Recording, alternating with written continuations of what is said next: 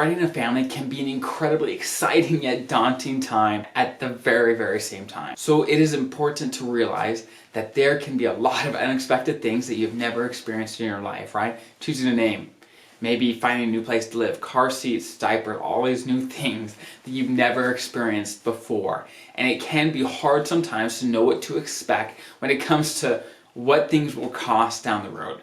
And while it's almost impossible to guess what things cost in your specific area, there are some basic things to think about when expecting someone in a new addition to your family so that you can be just one little bit more prepared for that new addition. So probably the biggest unknown that people have to deal with when having a baby is medical costs, right? And medical costs can really be broken up into three different sections, right? The first is prenatal, basically before the baby is born. And these types of costs are ultrasounds, doctor's visits, maybe even new clothes for the mom, right? As they grow and get closer to delivery date, right? The second part of this is the actual birth, right?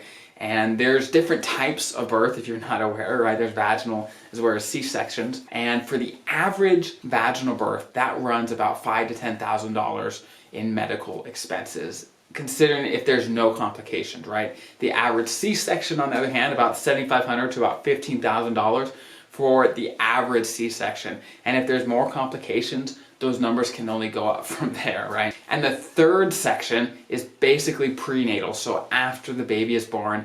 And this can be anything from shots, for more doctor's visits, for anything that happens after the fact. And like I said, it's super hard to know exactly what all these things will cost in your specific area, but I hope to give you an outline of kind of what to expect, and you could do the research in your area for what it might cost you. And one of the biggest things that will determine how much you will actually pay out of pocket for these medical costs that will come your way is your health insurance. So you definitely want to check with your insurance company to see what they provide based on your plan, what they cover, what will be up to you to cover, and if something goes wrong, if there's complications, where that expense is going to come from, if that's going to come out of your pocket or their pocket. It's important to have these numbers kind of in your head, so when things do happen, as you know, the mom progresses through all the parts of labor and everything like that, you kind of know what things are going to cost in your brain, so you don't have to be left in doubt and scared.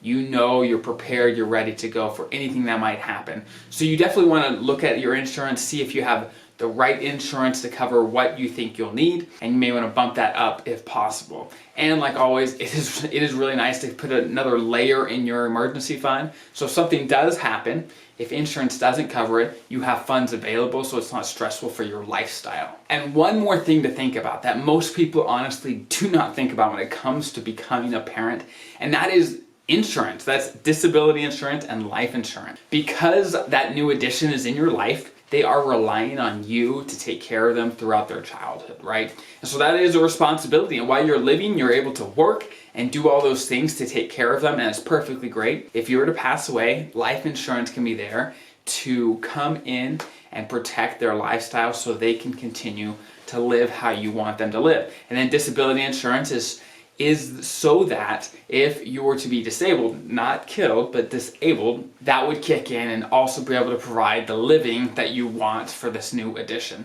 And obviously those are worst case scenarios. You don't want those to happen, but just to protect yourself and your family so that regardless of what happens, you are protected, they are protected, and your lifestyles are protected as well. Those are definitely things you should be thinking about when having a baby. And again, having a baby, getting a new addition to your life can be an incredible thing, can have a ton of joys, but it will only help in your life, in your preparation, by going in with your eyes wide open, right? So you can enjoy the little moments because you know exactly what things are going to cost and what to expect along the way.